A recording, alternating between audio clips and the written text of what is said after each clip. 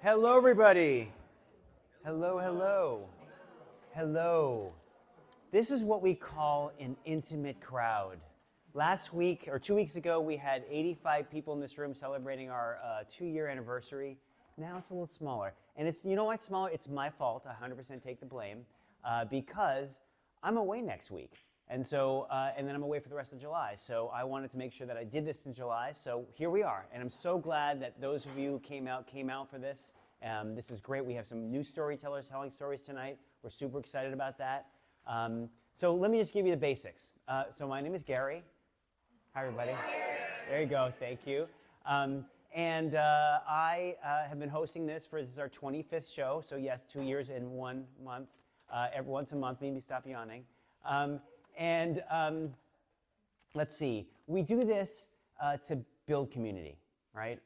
And that's what we've been trying to do over the last 2 years. We're building community. We have a great community of storytellers and people coming in and telling stories from all different walks of life. And it's been amazing. It's been such a great journey. And I'm glad that you're all here to celebrate with me. So a couple things you need to know about tonight is we are going to, this is just like the Moth. Who's heard of the Moth? Raise your hand. Everybody here. So it's just like that. It's true stories told live in front of an audience, no notes.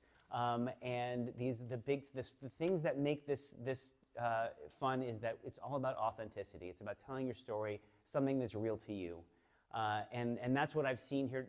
You'll see some of these storytellers, and it's obviously genuine and real, and it's coming from their experience, and it's wonderful. And I just want to say that that's another thing. It's very brave to come up here and tell a story. And when you come up here, you might be nervous, you might be scared, or you might be really comfortable. But regardless, it's a brave thing to do. And so I just really want to make sure everybody supports all the storytellers that come up here tonight. Okay. CJ, that's my mom over there. Did I forget anything? She's been to every show. Did I forget? Is that everything? We good? Okay. So I'm just going to do this. And all right, so yeah. And by the way, a lot of you have on your seats the mailing list. If you want to join the mailing list, you do the QR code. There's a little piece of paper on some of your seats, or you can just do this. This will be up in the break as well. And then we are doing our next show in August. It'll be August 21st, and the theme is It's Complicated. So that is it. Okay. So yeah, let's get started. I'm going to tell the first story.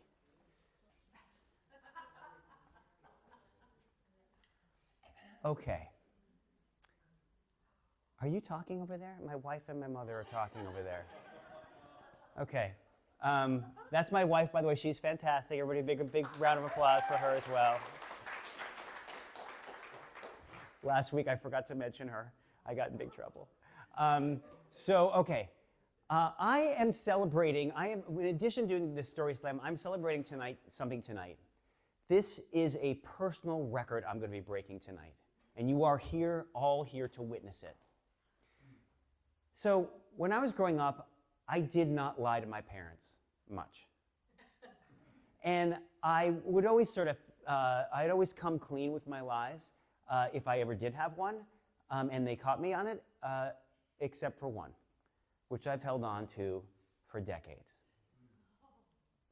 So I was the good child. I was the easy child. My sister was a little bit more the wild one. I was more compliant and easy, and my parents trusted me. And if something ever happened, they would call me on it, and I would typically fess up. But they generally didn't worry about that sort of thing. So there was an example when we had, please come in. Come on in. Come on in. So there was an example when we had a guest staying over our house. And his name was Eric. He was staying over our house, and he said to my mom, and I overheard this conversation. He said, "It seems like the vodka is kind of watery." And he said, "Is it possible your son put water in the vodka?" And my mom said, "Oh no, he would never do that." And he said, "Are you sure it's pretty watery?" And so she called upstairs, and of course I'd heard the whole conversation. And she said, "Gary, did you put any water in the vodka?" And I said, "Yep." And then, of course, there was just this sort of stunned silence because of her golden child had done this horrible thing. I got yelled at later, not because I drank the vodka, but because I put water in it and ruined it for everybody else. And then again, I would also generally fess up to things that I did. There were things that I sort of was more of an error of omission rather than a outright lie. So when I was also a teenager, I forgot my keys, and I decided I was going to climb up to the second floor and climb in through the window. And on my way up, I kicked the screen of the screened-in porch. I live in Boston, where you actually need screens because of the mosquitoes, and I broke it. And for years, she blamed Joe the gardener. Joe, and she held. There was some bitterness between her and Joe because of this, and I think I came clean in college. But it was the accident that changed everything. So it was 1985, and I was going to the University of Michigan, go Blue, and I was going to the orientation during the summer. It was right before I started my freshman year. And I go to orientation, and I'm flying People's Express. Who remembers People's Express? Anybody? One person, two people? All right, People's Express was an airline. It was like a bus. You'd go on, and you'd get on the plane, and they take your credit card and go shook, shook, and like that's how you got your ticket. You just sort of walk on the plane. Anyway, they had a layover in Newark Airport, which was not redone at the time. It was nasty. And I got there, and a guy came up to me, and he was a very confident guy. He's like, "Hey, how you doing?" I'm like, Good. And he said, "Where are you going?" I'm like, "Michigan." He said, "Me too." I said, "Oh, great. Where are you from?" He said, "Boston." I'm like, "Me too." He said, "Where?" I said, "Where in Boston?" He said, "Brooklyn." I'm like, "Me too." Best friends. We got so close. We were instant friends. And his name's Dave. And so Dave and I would hang out all the time. And when I got back, around the same time, it was 1985, my mom purchased a brand new 1985 Honda Accord. It was magnificent. It was this gunmetal gray, and it had all the modern amenities. It had a tape deck. It had power brakes and power steering and power locks and power windows, and it was fast. Now, again, this is all relative because in high school, I was driving a 1972 Ford Maverick, which had manual everything, manual steering, manual brakes, roll down windows, you lock the door with a key. And it went the blazing fast, wheel shaking speed of 50 miles an hour on the highway. So to me, this car was unbelievable. And Dave was a little bit more wild than me, and Dave decided that, he said, we should test this thing out. I'm like, yeah, we should. So I borrowed the car one night, and we decided to drive down this really windy road that he knew of, that was near his house. Imagine the road down to Stinson Beach, really windy, like that, shorter though. So we drove down this road, and we're going in and out of these curves, and the car is handling so well. It was amazing. We got down to the bottom, and we're like, oh my God, this is magnificent. This car is amazing. And he said, well, you know what we should do? We should go up the hill now. And now what you have to keep in mind is that our race car driver friend Dave, who's not here right now, but one of the storytellers would tell you this. When you're driving the opposite way up a curvy road, the camber of the curves are different. So the camber, this is what's called off camber. In other words, typically when you're going around a curve, you're hugging the curve. But with the off camber, you're kind of the car is sort of being forced to the outside of the curve. And this is exactly what happened. We were driving along very fast, and the road went sharp left, and my car went sharp straight, and it went right into the woods. And it just right in between, I sort of threaded the needle between two big oaks, and I knocked down the sapling. And I'm sitting there, and I'm freaking out. I'm looking at Dave, he's looking at me, and I'm like, oh, they're gonna kill me. And I put it in reverse, and I drive out of there, and we drive to his house. The car's still driving, and we get out of the car, and we're looking around, and it's dirty, but it looks okay.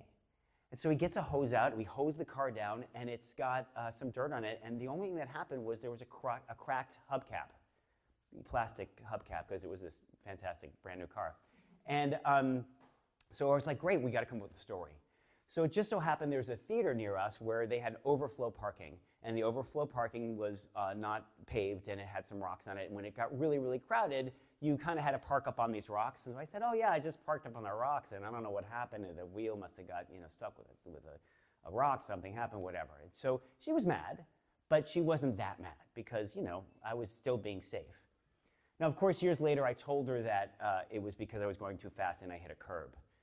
But tonight, ladies and gentlemen, I've just told my mother, 41-year lie, longest lie ever. Thank you.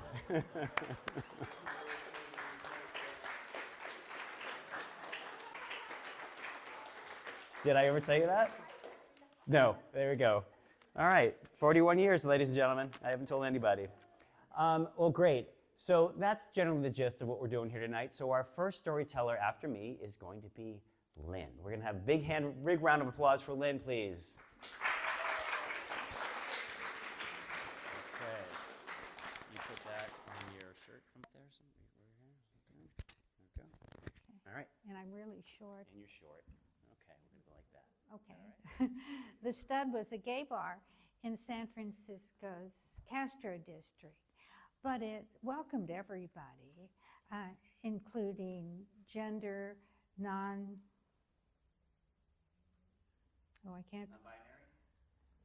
I'll take that. Okay. People, and heterosexual women, in fact, Lady Gaga and Mayor Dianne Feinstein were visitors there. And Etta James performed there many times for many years. The Stud was unique because it offered things that other gay bars didn't offer. So when this independent filmmaker decided to make a small film called Dicks, the Stud agreed to let volunteers come to their bar and have photographs taken of their penises. These photographs were going to be used in the film. At the same time, Kathy, an acquaintance of mine, was looking for women willing to give taped interviews of their sexual experiences and their feelings about penises. These interviews were going to be background for the film. I agreed to be interviewed, and Kathy told me that my name would be in the credits. So Kathy came over, and she asked me questions like, how old were you when you first saw a penis? And what did you think the first time you saw a penis? And I told her I was about 15 and parked in a lover's lane with my high school boyfriend, and that he was trying to convince me to touch it. And I thought it looked very pink. As soon as I finished the interview, my 27-year-old cousin dropped by, and I told her, I've just been interviewed for a film, and my name's going to be in the credits, and do you want to be interviewed? And she said, okay. I didn't tell her anything else about the film. And I have no idea what Kathy told her. But as soon as Kathy left, my cousin regretted doing the interview. She had been dating this conservative medical student, Steve, and she was afraid he would see the film and be upset about some of the things she had said. And as time went on, she did more and more hand-wringing and became more and more anxious and more obsessed about this film. Eventually, we found out that Dicks was going to be premiering at the Castro Theater. And so my friend Barbara and I were going to go see it.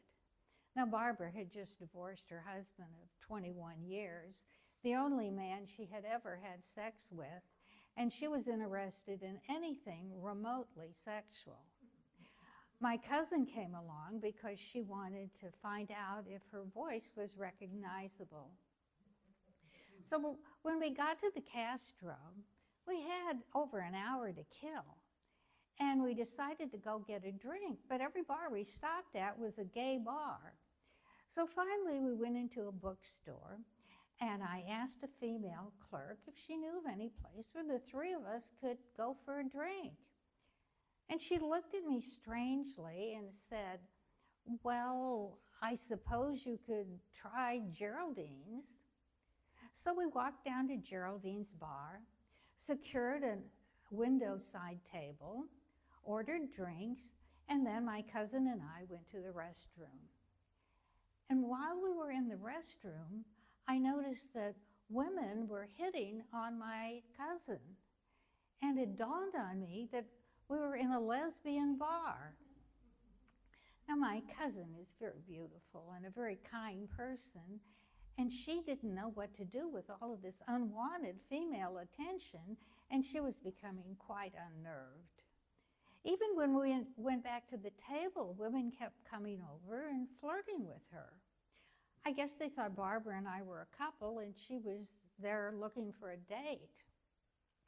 Well, while we were drinking our drinks, I noticed that my cousin was shielding the right side of her face, the window side, with her hand. And I asked her what she was doing. And she said, I'm afraid that Steve will walk by and see me sitting here and come inside and ask me what I'm doing in a lesbian bar and what am I going to say. And then he'll go to the theater and recognize my voice and be upset about what I said, and then he'll see my name in the credits and know for sure it was me.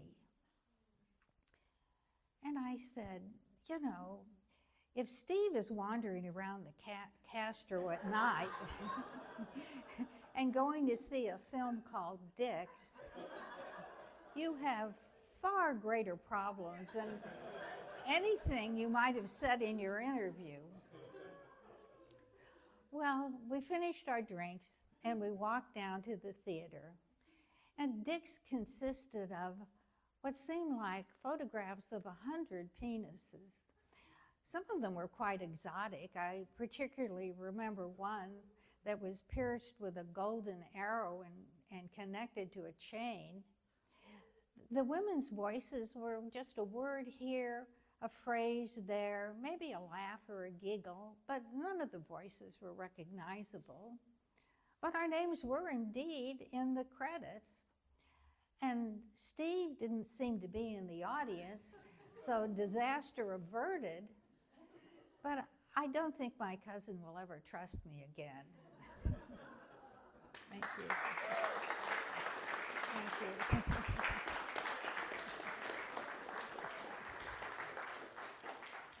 Last week we had a lot of poop jokes. Tonight it's dicks. So it's good. It's good. Great. That was Lynn. Lynn has told stories here before. She did an amazing job. And our next storyteller has also been here in the past and told wonderful stories. And we're going to bring her up again. Sherry, come on up. Give it up for Sherry.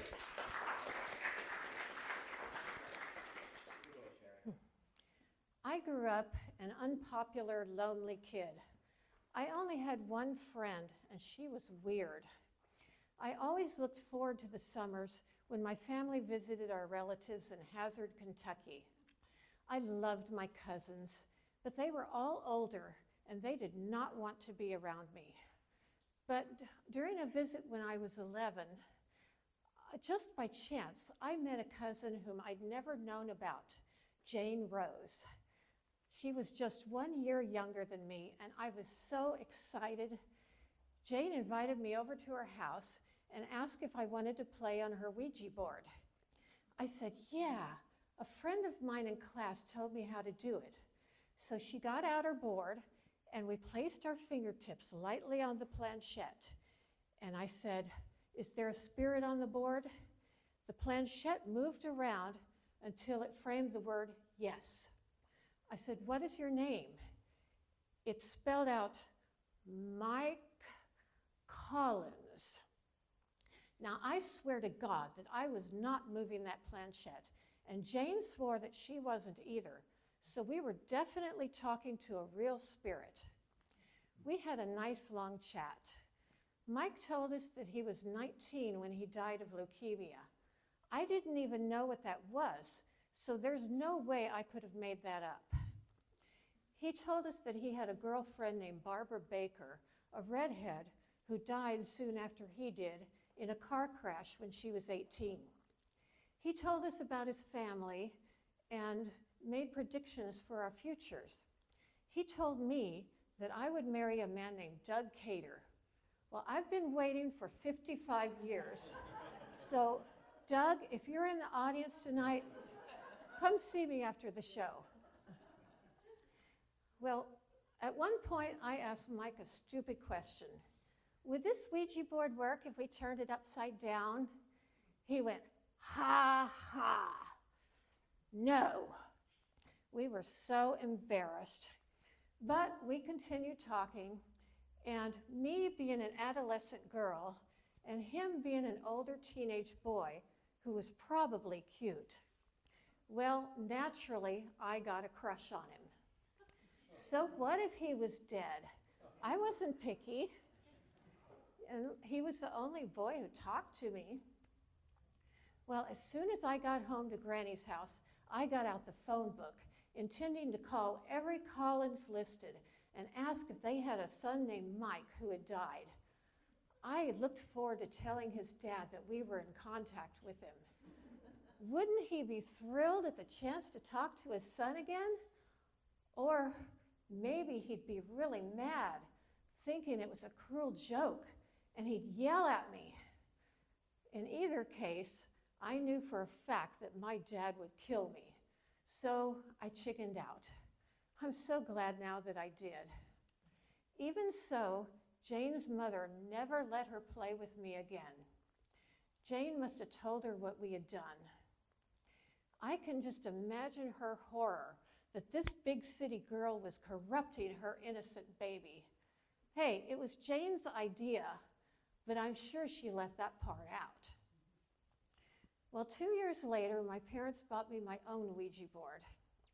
I just don't understand why conservative Presbyterian people, like Jane's parents and mine, would buy us such things. I guess they just thought they were silly games. Presbyterians don't believe in spirits, so what harm could it do? It's not like a couple of little girls could conjure anything, right? Well, the spirit on my new board claimed to be a German soldier fighting in World War II who died before the war ended. He didn't remember his name, so I said, "Do you want to be called Hans, Fritz, Wilhelm, or Adolf?" He went, "Adolf." Just Adolf or Adolf Hitler? He went, A-H. Well, I knew that he wasn't the real Hitler, but if that made him happy, fine. He was a lousy speller, so he only wanted to answer yes-no questions. I showed him my history book so that he could learn how the war ended. The planchette moved up to the book and then moved from left to right several times, reading each sentence. He made no comment, though. And yeah, it blinked out. Anyway, I spent most of my time with him on that board. It was like he was my only real friend, real being a relative term. We spent every evening watching TV together. We watched Hogan's Heroes, our favorite show.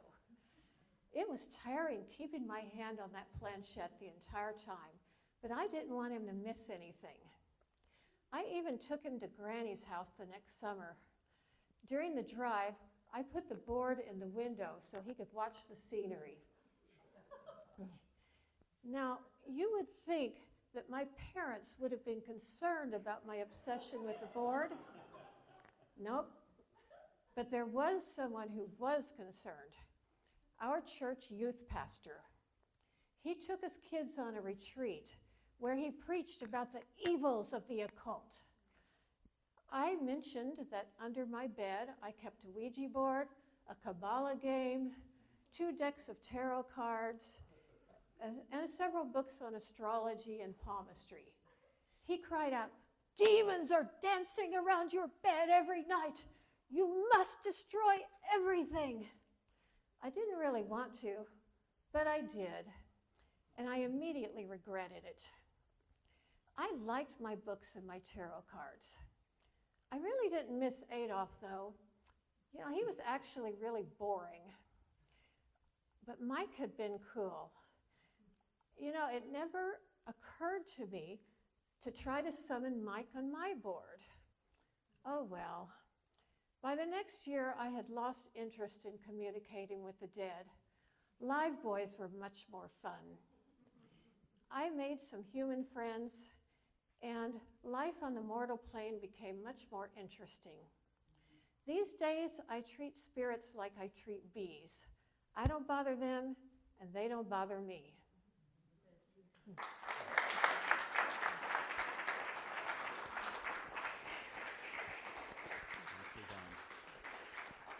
One more for Sherry. So the one thing I just want to point out is Sherry's been here. This is her third story, right? Third one? Third or fourth? Maybe fourth. When Sherry was first coming up here at the beginning, very nervous, shaking, you could see her legs moving. And it's so amazing. You come up here and you just told that story amazingly. Well done. Well done. Really great. And it's funny, when you were mentioning about the Ouija board and that your parents were sort of letting you have it and why they gave it to you in the first place, it reminded me of when my father was, we were hosting an event at my elementary school, and my dad started handing out these cans of soda, but they were Rolling Rock beer, he didn't realize, and so all the kids were like, woo, you know, remember that? Anyway. All right, so we have one more storyteller before we have our break, and that is Kim. Kim is a new storyteller for us. Please give her a big hand. Hi. So one day, about 25 years ago, I was sitting around my apartment reading the newspaper, as people were wont to do back then. And I came across an article that was about a group of lawyers who were doing social justice work in Haiti. At the time, I was a lawyer too, but I was fairly lost. I was unmoored. But I was really intrigued by this story. So I contacted the head of that group to see if I could help out. I told him that I didn't really know anything about Haiti. In fact, all I knew about Haiti I just learned that morning when I read the newspaper article, and that article wasn't even very long. But he said that didn't matter. So I ended up going to Haiti, and I moved in with him and his wife. So they lived in a fairly well-to-do neighborhood right on the outside of the capital city of Port-au-Prince. There were these beautiful magenta bougainvillea flowers everywhere you looked. The house itself was pretty modest, but it was comfortable. And for reasons I never learned, they kept it very secure. Like there were iron bars on the windows, and in the evenings, a security guard would come and stay with us. So I felt safe there, or as safe as one could feel, knowing that just in the other room there was a complete stranger walking around with a machine gun, but safe enough. During the day, we would go into Port-au-Prince to work on our social justice project. And at that time, Port-au-Prince was dangerous, or fairly dangerous. Not nearly as dangerous as it is now, but there was some crime, and there were isolated incidents of aid workers getting kidnapped and being held for ransom. The infrastructure at Port-au-Prince was deteriorating. Just one small example is the sidewalks. They were so bombed out and cratered, it was impossible to walk on them. So one day after work, I went to a street fair that was in the area, and the vibe was joyous. There was a band playing, there were stalls where you could buy ice cream and t-shirts, and there was this lovely buzz of laughter. But then I heard this horrendous, bone-chilling scream, and it was coming from beneath a food truck. And there I found a little boy, and he was maybe 5 or 6 years old, and he was covered in blood. And it turned out he had been playing a game with another street kid, and there had been some dispute. And the other kid whipped out a glass bottle, broke it on the ground, and plunged the jagged edges deep in this little boy's belly. So by that time, I had walked by many, many desperate street kids, and I rarely stopped. But I couldn't just walk by this little boy. So with the help of some other people, we were able to get him to the emergency room in a hospital that was in the slum. So the emergency room was not the greatest place in the world. At one point, they brought in a gunshot victim, and they set him right next to us. They lied him right next to us. And within a few hours, he died. And his corpse stayed with us through the night. In the morning, out of nowhere, this very well-dressed, very dapper doctor appeared, like out of nowhere. And he said he had been sent by Madame Aristide, the former First Lady of Haiti. So that was like mind-boggling. that somehow she had heard our story and she was so moved by it that she sent this doctor to help us. So the doctor stayed and he helped treat the boy, and meanwhile, I was completely ignoring my duties with the lawyers organization. And they didn't like it that much, not just because I wasn't helping them and they needed me, but they knew Haiti, and they knew there was nothing that I could do, or even that Madame Aristide could do, that was ultimately going to help that child. Also, they were really worried because I was hanging out in the slum and it was dangerous there. And if anything were to happen to me while I was working for them, it would be really bad for their reputation. So they gave me a choice: either continue working with them for social change and social justice, or stay with the boy. But if I stayed with the boy, I wouldn't be able to live in the beautiful house with the magenta flowers. But for me, there was no choice. I had to stay with the boy. That was my purpose, even though I knew it was hopeless. I believed the lawyers about that. So I stayed with him as he healed, and we got him into an orphanage. But then he ran away from the orphanage, and he returned right back to his life on the streets. So soon after that, I came back to the States, and I moved to San Francisco. And one day, I was walking around Union Square, and I noticed the sidewalks, and I noticed they seemed to be like flecked with gold.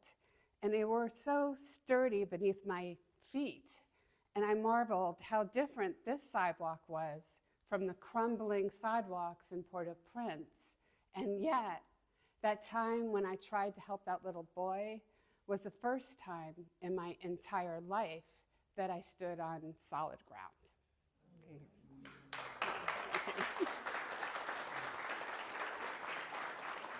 Oh. Kim, everybody. Big hand for Kim.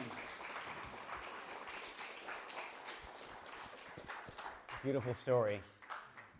So a couple things before we head into break. First of all, just so you know, we have special treat tonight. If anybody wants, we have ice cream sandwiches. They're really good. They're little mini ones. We also, let's see, if anybody wrote a two-sentence story, please bring it to me in the break. There's bathrooms back there. There's alcohol over there. We are preparing, stop yawning, Mimi. We are preparing, soon we will have shirts just like what I'm wearing right now. Finally, I just got the things today. These are the things that'll go on the shirt, so just like this. So you will all have a chance to have one of these wonderful shirts. Anyway, that's it. Enjoy your break. Talk to you soon. Hello, everybody. My name is Olive, and I grew up in London, and the household I grew up in was ultra-Catholic and Irish. So storytelling has been a part of my life for a long time. I did not write any of them down until about maybe 2 or 3 years ago. And this is the first one I wrote down. I entitled it The Gift of the Magi, a story that is written by O. Henry and that I read many, many times. And I think you'll find out later why I chose that title. So the setting is 1964, beginning of 1965. Joe and I were just married. We were living in Hollywood in an efficiency. Now, an efficiency is kind of a novel thing. It's 2 single beds in a small space with a smaller bathroom and a smaller kitchen. And as a wedding gift, we had received another novel idea, a Corningware set. Now, Corningware said that their dishes don't break, no matter what you do to them.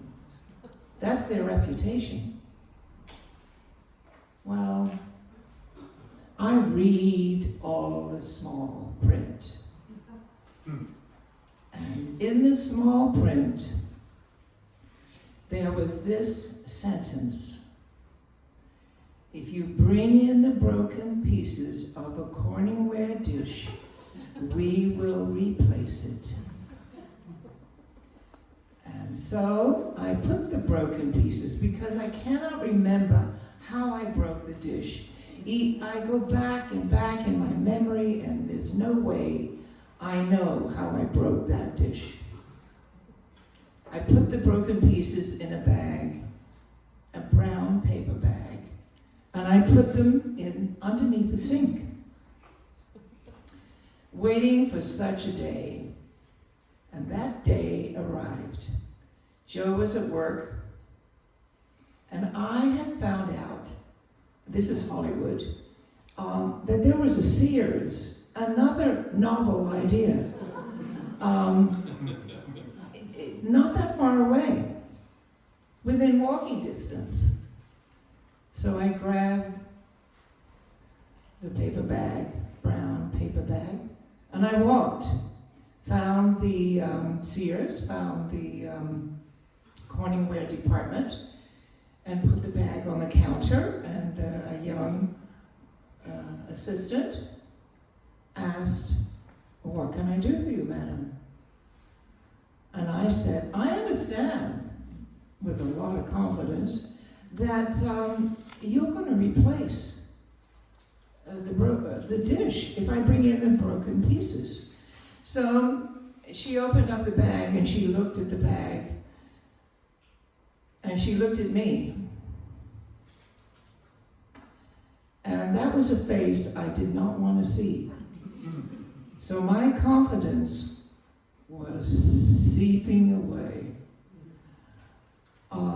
She called over the manager, and he looked inside the bag. And now there were two faces I didn't want to see.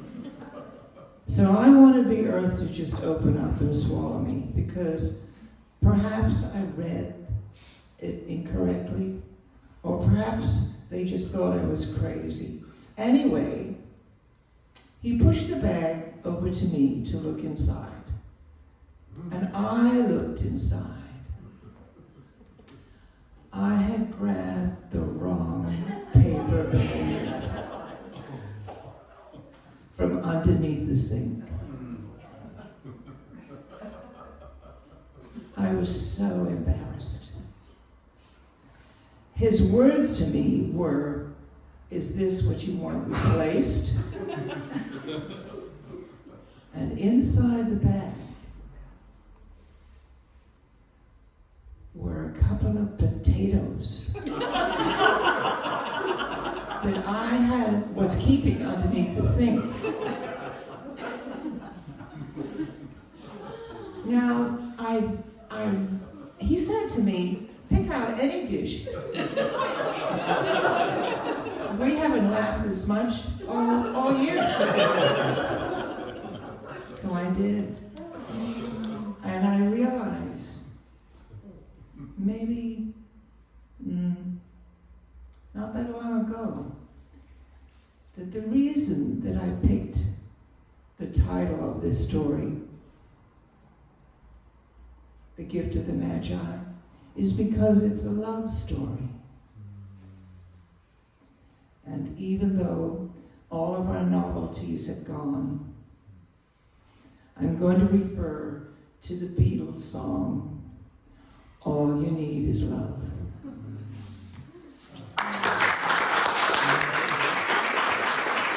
That's Olive, everybody. Olive, everybody. Big hand for Olive.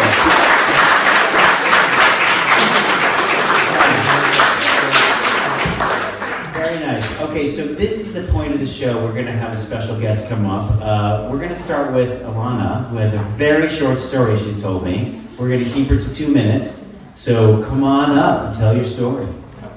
Big hand for Alana, everybody.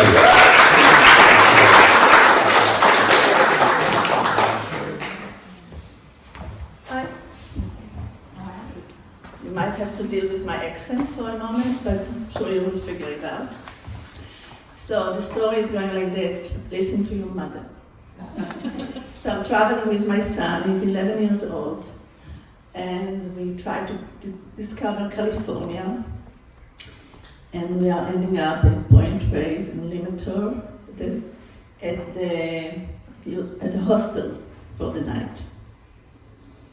And I tell him, take all the food from the car because I don't want the bear to eat the food.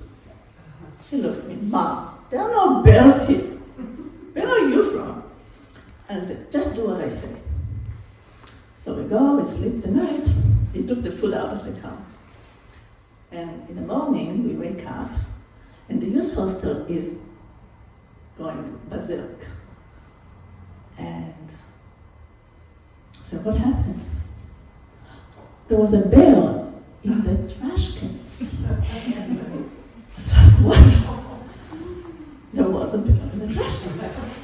And then the next day, you find in the AJI, once in 100 years, the first time in 100 years they found a bear, the spotted one. Now it's all right.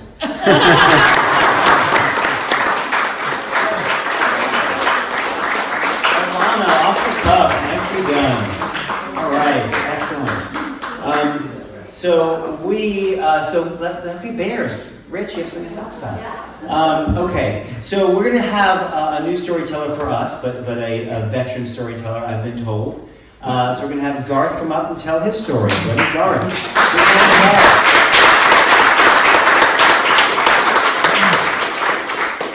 Make me proud, Garth. Thanks, Gary. All right, put that on here. Okay. All right. There we go. Put your words up.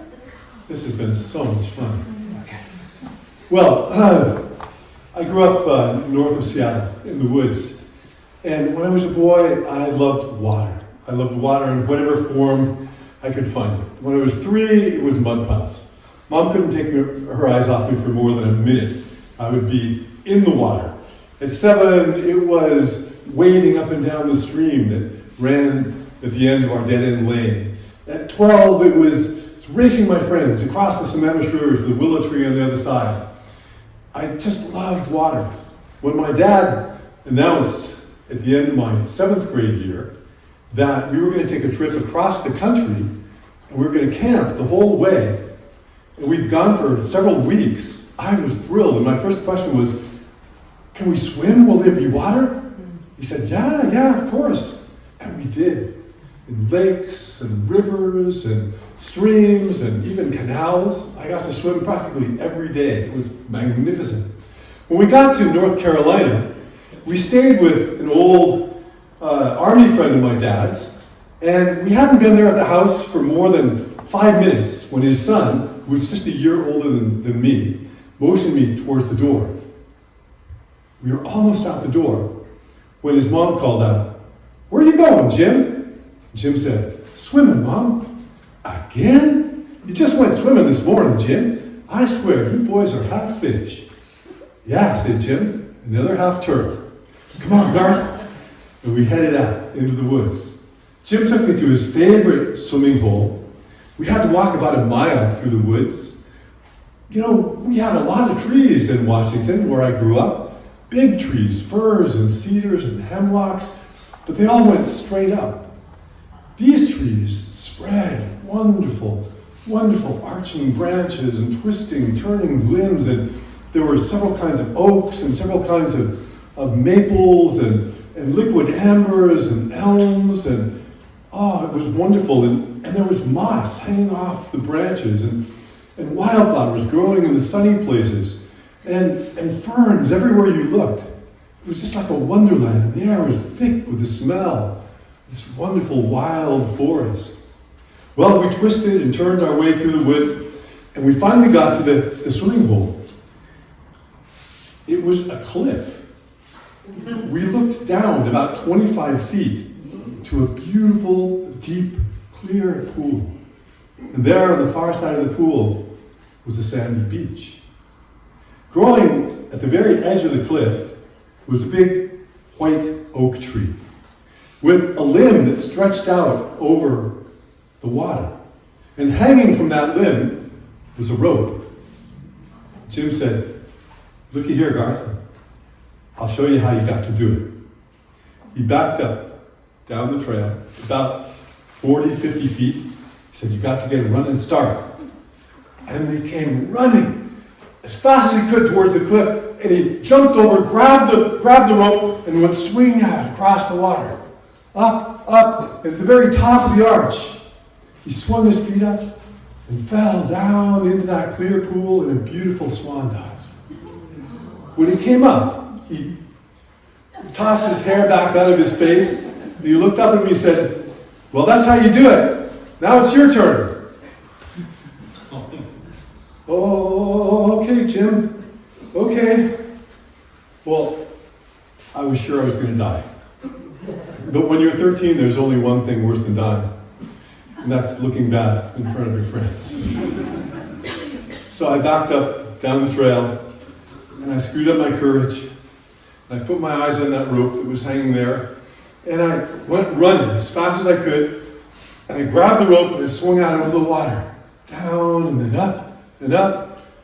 And when I got to the top, I looked down to where I was going to fall, and I couldn't let go.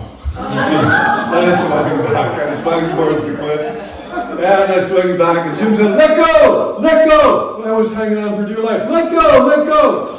Finally, I let go, and I fell into the water.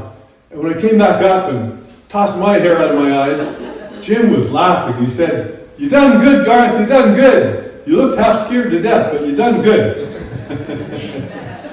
And it was pretty wonderful. And pretty soon other boys began to join. And before long, there were like 12 boys swimming there. And we would take turns going off and then climbing back up the cliff and go off again. And it was just wonderful. I forgot to tell you that all of us, all the boys there, wore the traditional North Carolina swimming attire. Because skinny dipping was a time-honored tradition in North Carolina. We'd swum a lot in Washington. We had a beautiful lake there and river, but I'd never gone skinny dipping. It was like you couldn't tell what century you were in. It was just us and the trees and the sky, and it was like we were wild boys. I felt like a beaver, just like skimming across the surface. Jim said he felt more like an otter, on account of the fact that he could swim underwater for a long way, farther than any of the other boys, holding his breath. Well, every day we came in the afternoon, we swam in that river every day, for days on end. It was fantastic. But then Sunday came, and everybody in North Carolina practically is a Southern Baptist. So Jim's mom got us all dressed up in stranglehold neckties and straitjacket white shirts. And she marched us down to church, and we slid in the smooth, polished wooden pews. Jim and I sat together. We looked at all the ladies coming in and sitting down in their funny, flowery hats. And we got to giggling and laughing. And it was pretty amazing what those Southern women could put together for a hat, for a Sunday hat. Jim's mom sitting behind us said, "Oh, no, you don't. You're going to embarrass me in front of the whole church. Jim, you come sit with me." So Jim had to go back and sit with his mom. I had to sit between Aunt Sally and Aunt Flora. They were big. I was squeezed in between them like a thin slice of ham between two big buttermilk biscuits. And then the preacher came out. He was a big man too. He had slicked back hair, piercing eyes, and two chins that bobbled up and down as he talked. And he shouted out, "Hallelujah! Brothers and sisters, the kingdom of heaven is at hand." And then the whole congregation answered him, "Hallelujah!" I jumped in my seat. I'd gone to church my whole life, but we never shouted out like that in the middle of church. "You must be baptized by water and by spirit to enter the kingdom of heaven." "Amen," shouted everybody all together. Well, the preacher was off and rolling, and then there was a break, and there was a hymn. "Rock of ages, cleft for me," and the preacher preached some more. I didn't pay too much attention. I just kept thinking about the river.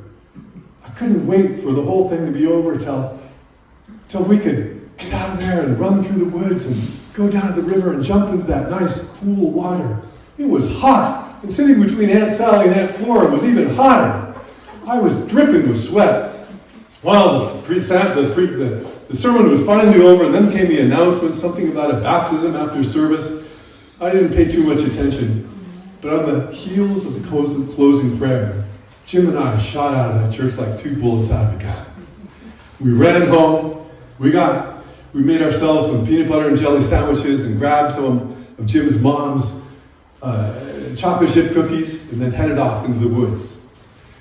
We got close to the cliff and the rope swing, and suddenly Jim stopped and he looked at me and he had a glimmer in his eye. I said, "What?" He said, "All raised yet?" "Okay, you got it." So we dropped our clothes right there. 1, 2, 3. And we went running full bore towards the rope swing, see who could get there fastest. I was a pretty fast runner, but Jim had these thick, solid legs that were perfect for. And he pulled ahead of me, and with a shriek of victory, he dove for the rope and went swinging out over the water, down and then up and up and up.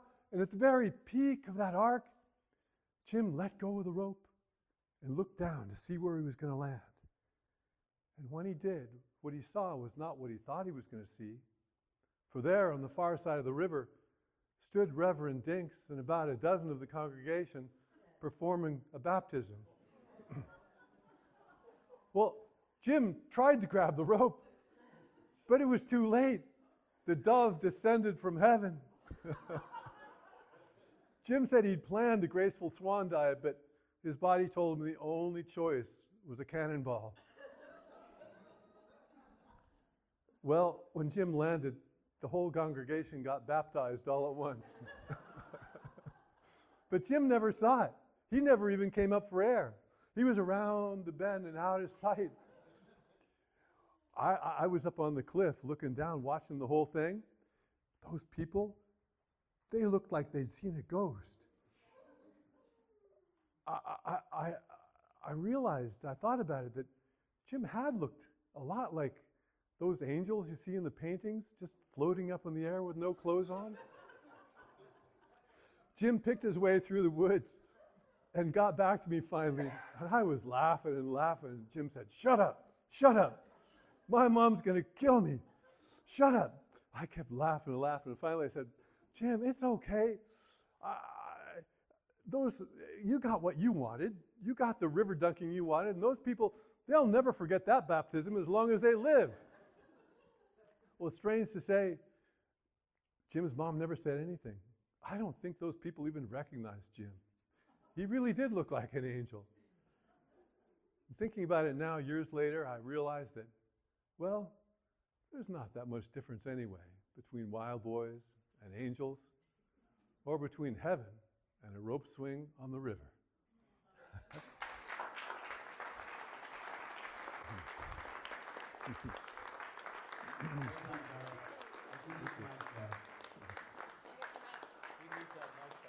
Oh yeah, the mic. Sorry. Oh, great. Oh, all right, there we go. Big one hand for Garth.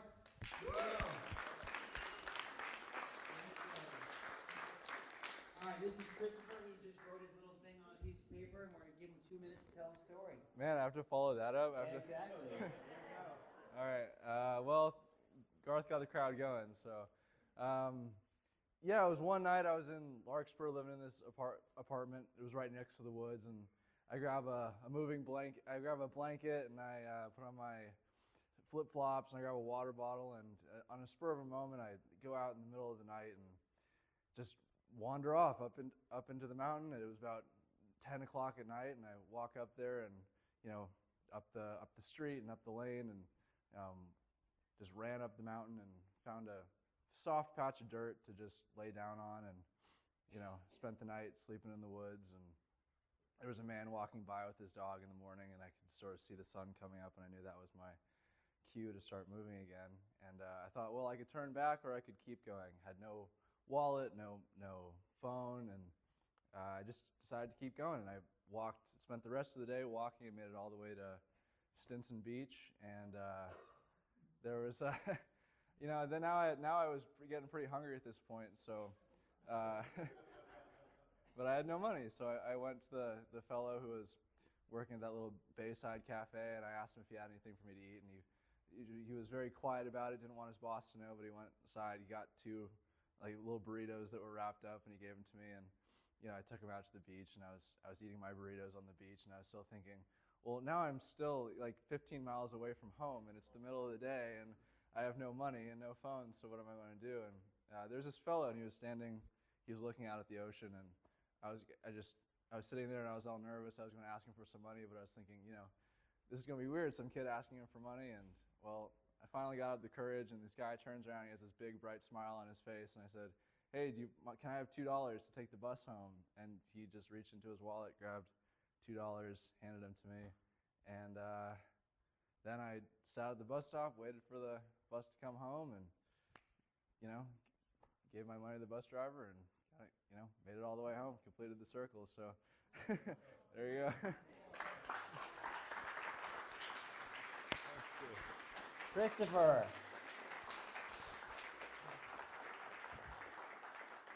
Now, did anyone have any questions in their mind that there might have been some substances that were taken as before we went on the walk? I don't know. I don't know. We won't go into that.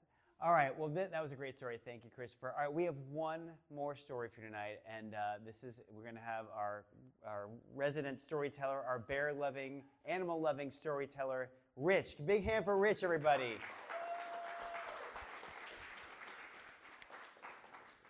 Thank you, sir. There we go.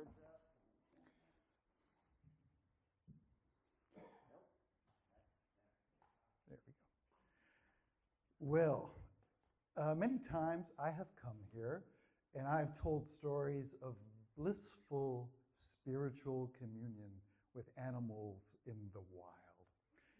This is not one of those stories.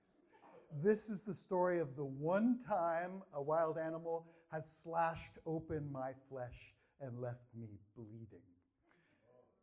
So for this story, do we go back to the wilds of Alaska, my time there? No, no. Do we go back to my time in the jungles of Nicaragua? No, no, no. We go back 11 years and just 5 minutes down the road, Tennessee Valley.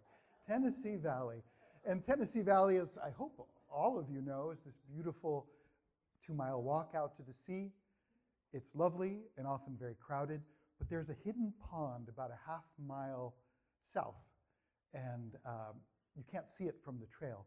And I loved going out there, and the pond is covered with lilies, and I do my 3 favorite nature things, which is look at birds, play the flute, and take a nap.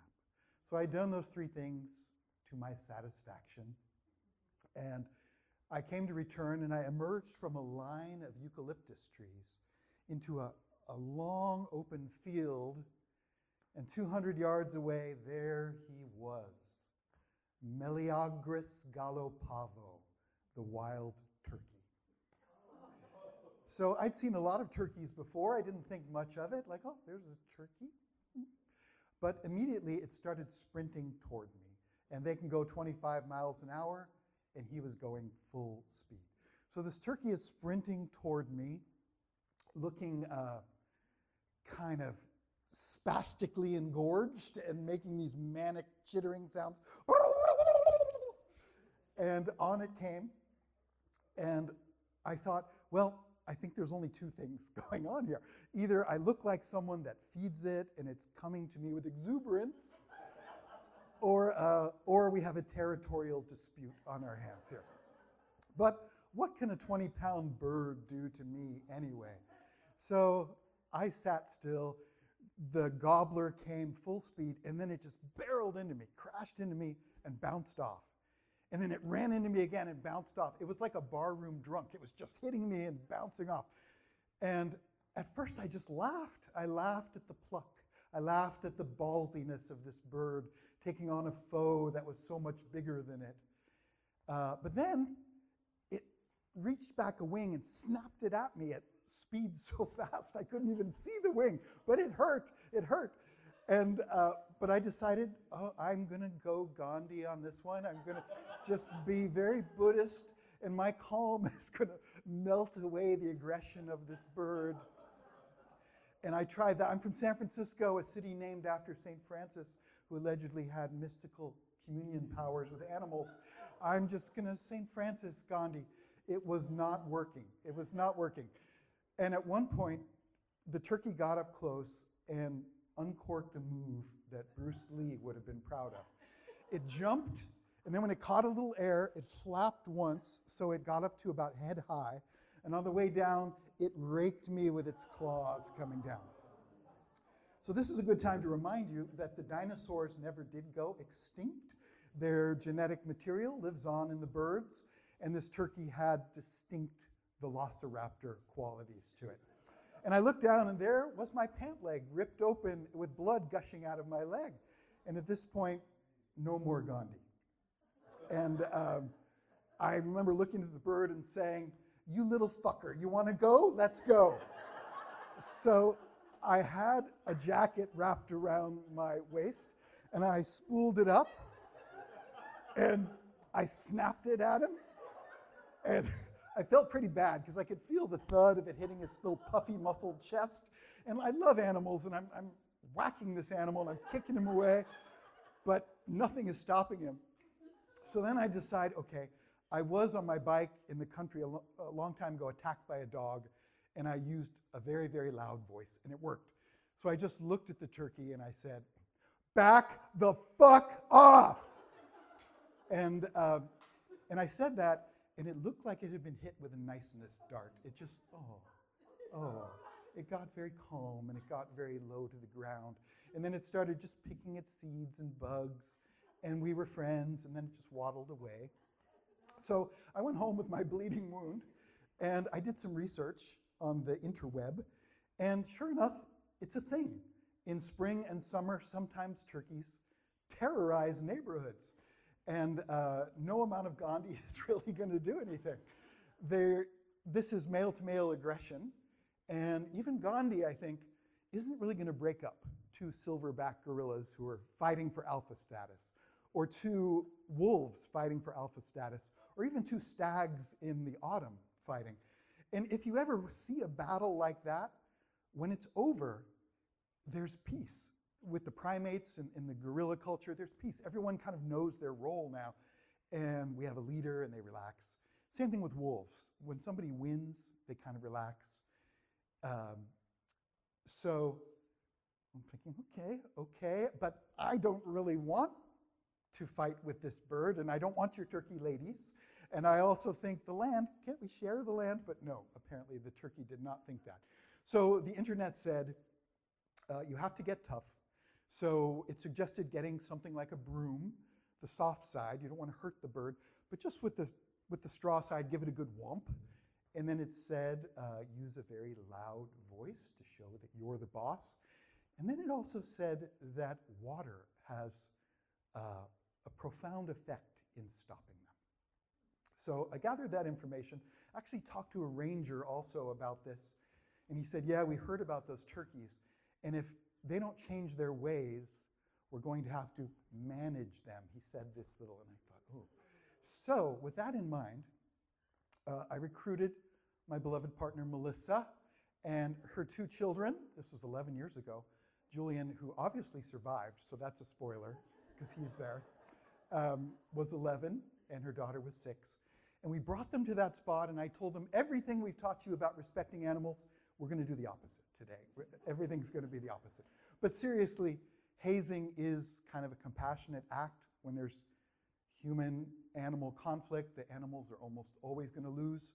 So if you can do a little Pavlovian conditioning, humans, you don't want to be around them, that might be the most compassionate thing to do. So we showed up armed with the biggest super soaker squirt guns we could find. And we walked out there, and one turkey sauntered by, looking peaceful as a lamb. And I think for a moment, Melissa and the kids doubted my story, maybe thought I was self-mutilating, and it was a cry for help. But when the turkey went by, I said, he's going to get reinforcements. And we watched as he walked into the field, got 6 other turkeys, muttered something in turkey, And then they all turned and stormed at us at 25 miles per hour.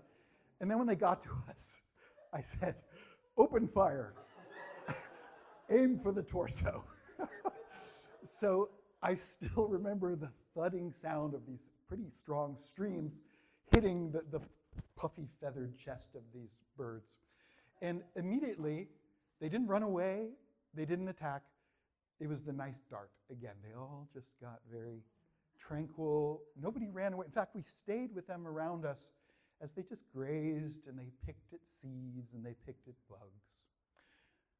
So the moral of the story is that 99% of the time, I think the Gandhi Buddha thing is a good way to go, but sometimes you just have to go alpha on their ass, and that's the way it is.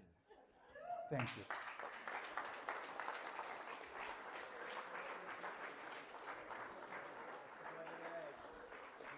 The bloody leg. That's Rich, everybody, Rich! Rich and the bloody leg.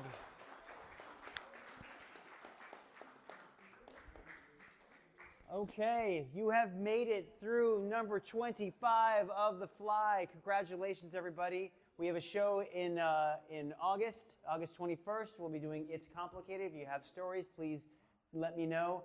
Thank you, everybody, for coming tonight. You did a great job. Let's give a big hand for all the storytellers.